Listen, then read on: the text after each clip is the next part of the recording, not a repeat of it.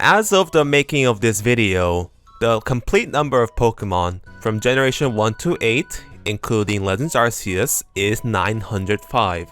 From Bulbasaur of Kanto to Enormous of Hisui, there's a total of 900 plus Pokemon. Soon, in a few months, we will get Pokemon Scarlet and Violet, the next Gen 9 of Pokemon.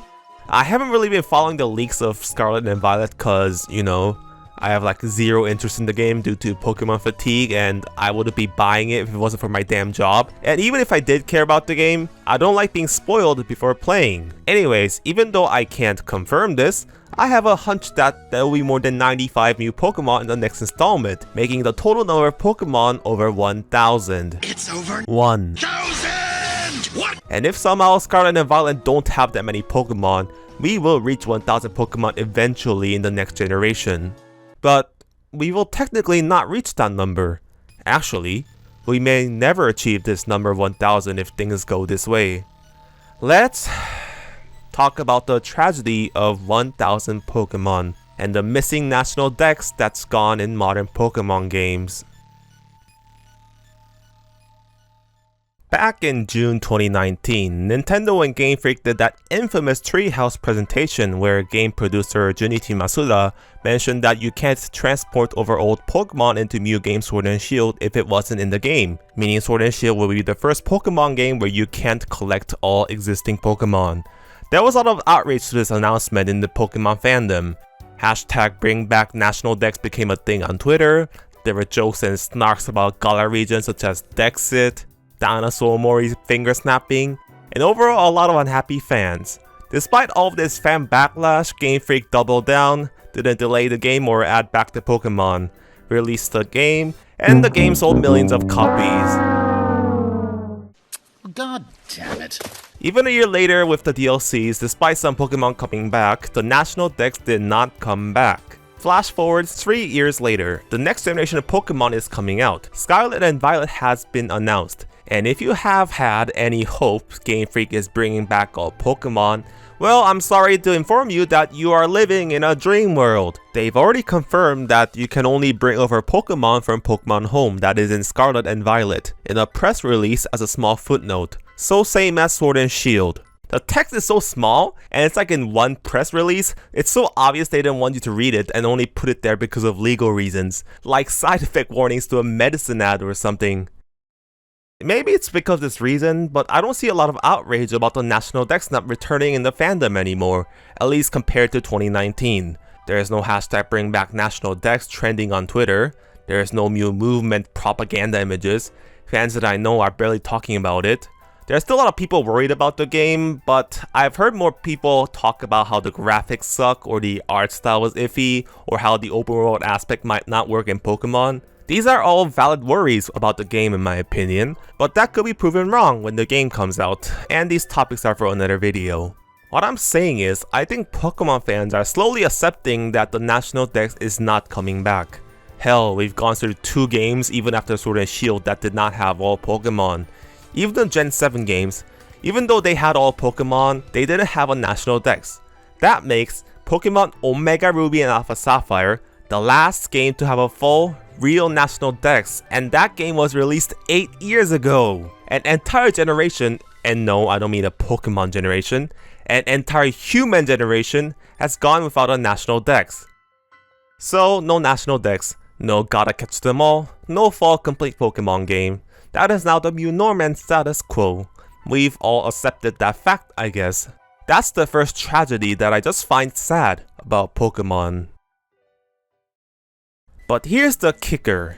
In the beginning of the video, I mentioned we're going to have over 1,000 Pokemon now. I wanted to make this video because the number 1,000 is special.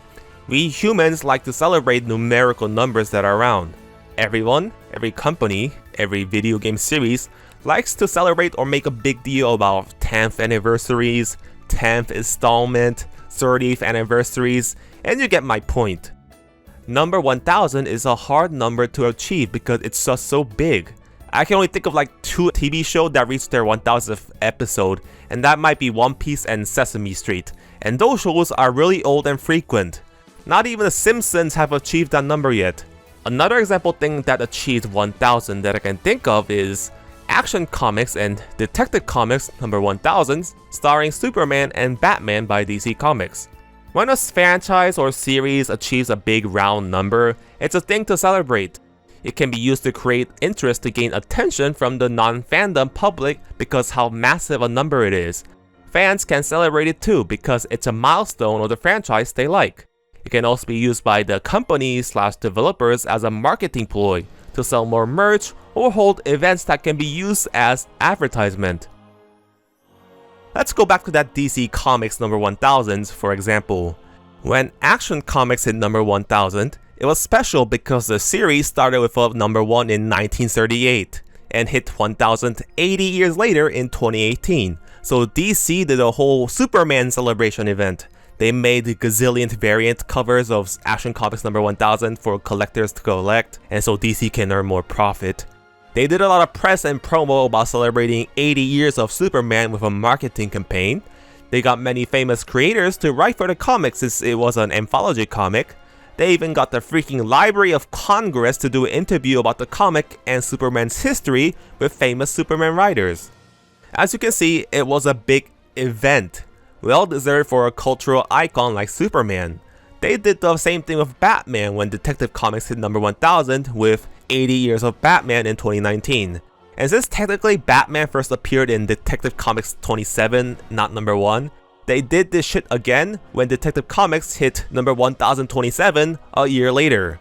Great way to milk money off the fans, DC! Even DC's competitor, Marvel, is trying to copy the success by labeling each recent Spider-Man comic with legacy numbers. So even when series got relaunched, the legacy number keeps going on so that we will get an Amazing Spider-Man number 1000 soon. I'm sorry I went on a tangent, but point is, 1000 is a big number and a big achievement, so it's a goal worth celebrating if reached. Let's apply the same logic to Pokemon now. We will have 1000 Pokemon existing when the next game comes out. This can be celebrated or marketed. If the non-fandom, normal people that might be just familiar with the original 151 Pokemon hear that there is now fucking over 1000 Pokemon in 2022, they might be impressed and interest could be raised for the franchise. Maybe they'll be curious about 1000 Pokemon and buy Scarlet and Violet. Imagine Time Magazine doing an article, sort of like what they did in 1988 when Superman turned 50, about the franchise reaching 1000 Pokemon critters, and something like 90s Pokemania could be circulated by the media again. And even if the press isn't there, they could still make money off about achieving 1000 Pokemon, selling merch like a t-shirt that has 1000 Pokemon drawn on it or something, I don't know. They could make an updated Pokerap with all 1000 Pokemon on YouTube, and that video surely will go viral and create interest in the games. Remember when College Humor did that in 2013 when Gen 6 came out? Golur, Cryhorn, Ugly, Spinarak, Swalot, Swampert, Cherubi, Roserade, on Mega Pelipper! Listen, I have to pick up my son from soccer practice. He's waiting for me. We have your son too? No, don't hurt him! I'll play your game! They could do nostalgic gotta catch them all slogan campaigns again, but catch 1000 of them this time. Some of this might sound stupid, but I'm just a knucklehead throwing out random ideas, and there should be smarter people than me that can utilize 1000 Pokemon well. As for the game and its fans, the developers could do a collect all 1000 Pokemon challenge, give out special prizes in game if you actually manage to do it. Remember when they gave you certifications for completing National Dexes in the old games? Or hardcore players could do a collect all 1000 Pokemon speedrun challenge. Imagine how entertaining that would be to see a marathon stream like that. Personally, if 1000 Pokemon existed in a game, completing the National Dex will be a long-term bucket list goal, and I think many will feel the same. But no, this will never happen. Game Freak is being lazy, rushing, and cutting corners with modern Pokemon games, and Pokemon Company is just interested in making short-term quick cash by pumping out incomplete mediocre games every fucking year. They're too lazy to port over 3D models and animations they've been using for over 9 years now. We will never be able to collect all 1000 Pokemon in a single game. The maximum will be 807 on freaking USUM, and 807 is not as impressive as 1000. We will be only able to collect 1000 Pokemon on Pokemon Home, where 1, Pokemon Home is shit, and 2, achieving something like collecting 1000 Pokemon in a game is different from achieving it in a fucking subscription cloud service. Sure, I guess they could still do a marketing stunt about there being more than 1000 Pokemon that's not related to Scarlet and Violet, but I believe Pokemon as a franchise main core has always been the main series games, and not being able to catch them all, not being able to collect them all in a single game just feels wrong. If you honestly don't see the problem of this, well, what can I say? I think Pokemon Company won't celebrate Pokemon reaching 1000 at all, even without the games, because they know the moment they say, hey, we reached 1000 Pokemon, fans will remember what they lost and say, why can't we catch them all?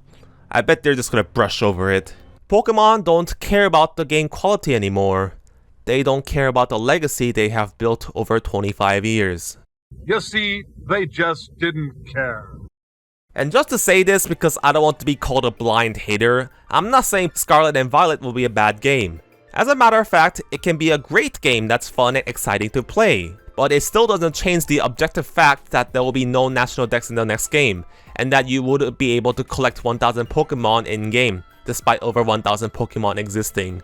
I'm just expressing my disappointment because the fans, the developers, and honestly even the Pokemon Company are missing out on a great opportunity, an opportunity of 1000 Pokemon.